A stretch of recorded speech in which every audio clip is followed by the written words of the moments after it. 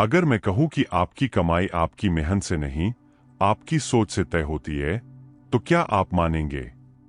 1905 में एक गरीब आदमी एडविन बार्न्स के पास ना पैसे थे, ना पढ़ाई, ना कोई सिफारिश, लेकिन उसके सिर में एक पागलपन भरा ख्याल था, मुझे थॉमस एडिसन का बिजनेस पार्टनर बनना है।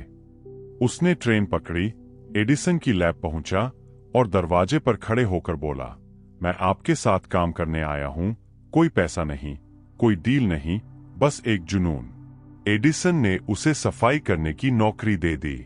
5 साल बाद वही एडविन बार्न्स थॉमस एडिसन का असली बिजनेस पार्टनर बन चुका था और लाखों डॉलर कमा चुका था।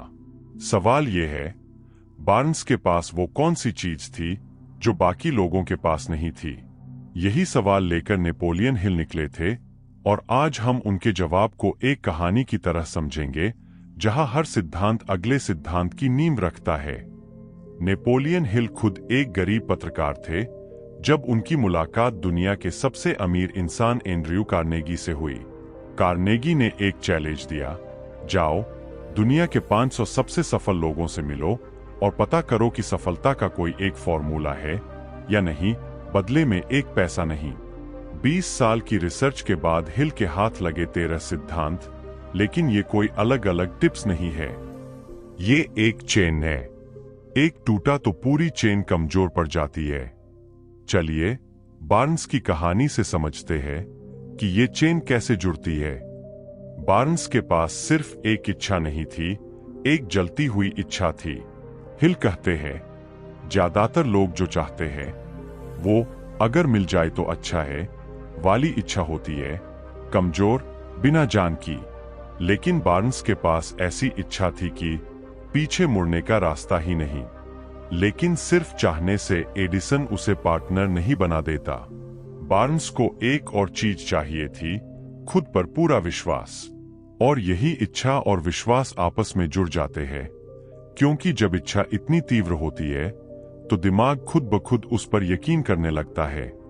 भारत में भी हम यही कहते हैं, मन के हारे हार है, मन के जीते जीत।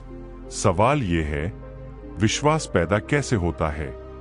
यहीं से शुरू होता है अगला सिद्धांत। जरा सोचिए, क्या आपके साथ भी कभी ऐसा हुआ है?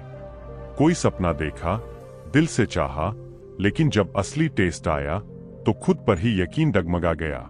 हिल कहते हैं, विश्वास कोई जन्मजात गुण नहीं, इसे बनाया जा सकता है और तरीका है ऑटोसजेशन, यानी अपने लक्ष्य को कागज पर लिखना और दिन में 2 बार, सुबह उठते ही, रात सोने से पहले उसे जोर से बोलना, जैसे वो पहले ही सच हो चुका हो।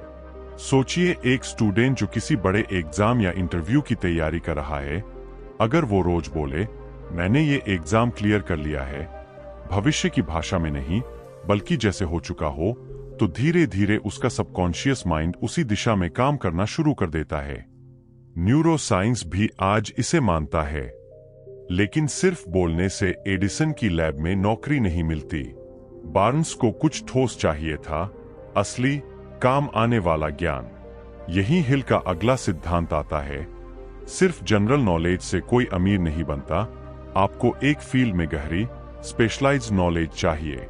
एक जैसी डिग्री लेकर निकले 2 स्टूडेंट्स में से जो सिर्फ किताबी नॉलेज तक सीमित रहता है, उसे एक आमसी नौकरी मिलती है।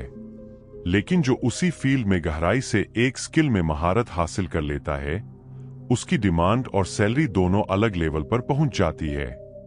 लेकिन ज्ञान अकेले कुछ नहीं करता जब तक उसे कल्पना शक्ति से जोड़ा न जाए। हेनरी फोर्ड ने कार नहीं बनाई थी, उन्होंने फैक्ट्रियों में इस्तेमाल होने वाली असेंबली लाइन को कार बनाने से जोड़ दिया। यही है पुराने आइडिया को नए तरीके से जोड़ना, और यही बार्न्स ने भी किया, अपने सीमित मौकों को एडिसन के मौकों से जोड़कर। लेकिन आइडिया और नॉलेज सिर्फ सपना है जब तक उसे जमीन पर उतारने का कोई रास्ता न बने। लेकिन बार्न्स का सबसे बड़ा दुश्मन अभी बाकी था, और वो कोई इंसान नहीं बल्कि उसका अपना ओवरथिंकिंग वाला दिमाग था। यहां हिल कहते हैं, अकेले प्लान बनाने की ताकत सीमित होती है, इसीलिए वो मास्टरमाइंड ग्रुप की बात करते हैं। 2 या ज्यादा दिमाग जो एक कॉमन गोल पर साथ सोचते हैं। बार्न्स अकेला नहीं लड़ा, उसने खुद को एडिसन की टीम, उसके माहौल से जोड़ा। अगर आप कोई भी नया काम शुरू कर रहे हैं, चाहे बिजनेस हो, कोई कोर्स हो या करियर की नई शुरुआत, तो अकेले प्लान बनाने की बजाय उस फील्ड के किसी अनुभवी इंसान और सही सलाह देने वाले दोस्त को साथ जोड़िए। लेकिन एक अच्छा प्लान भी बेकार है अगर आप उस पर फैसला ही ना लें। हिल ने पाया, असफल लोग देर से फैसला लेते हैं और जल्दी बदल देते हैं। सफल लोग जल्दी फैसला लेते हैं और आसानी से नहीं बदलते। आजकल इसे हम ओवर थिंकिंग कहते हैं। बहुत सोचना, कभी शुरू ना करना। पूरी जानकारी कभी नहीं मिलेगी, फिर भी फैसला लीजिए। बार्न्स ने फैसला लिया, ट्रेन पकड़ी, एडिसन के दरवाजे तक पहुंचा। लेकिन दरवाजे तक पहुंचना काफी नहीं था। उसे 5 साल तक झाड़ू लगानी पड़ी, बार बार मना किया गया, फिर भी वो टिका रहा। हिल कहते हैं, दृढ़ता की कमी ही असफलता की सबसे बड़ी वजह है।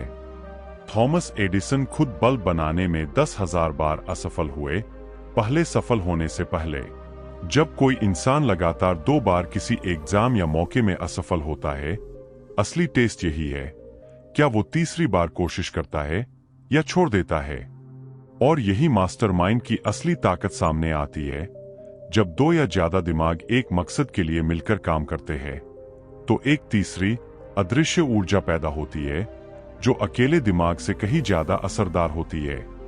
बार्न्स रोज एडिसन के माहौल में रहा, उसकी सोच को करीब से देखा और यही उसकी सबसे बड़ी ताकत बनी। हिल का अगला सिद्धांत थोड़ा अनकहा है।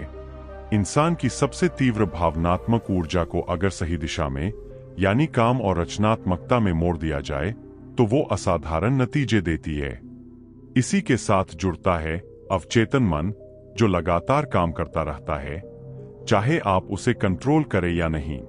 इसीलिए विचारों को पॉजिटिव रखना इतना जरूरी है, क्योंकि आपका दिमाग वही उगाता है जो आप उसमें बार बार बोते हैं। और आखिर में हिल कहते हैं, दिमाग सिर्फ सोचने का यंत्र नहीं, बल्कि एक ऐसा स्टेशन है जो दूसरे दिमागों से जुड़ सकता है। जब बाकी सारे सिद्धांत आपकी आदत बन जाते हैं, तब एक छठी इंद्री अपने आप विकसित होती है, वो अंतर्ज्ञान जो सही समय पर सही फैसला लेने में मदद करती है। बार्न्स के पास यही था। उसे पता था कि एडिसन उसे कब पार्टनर बनाएगा, बस उसे तैयार रहना था।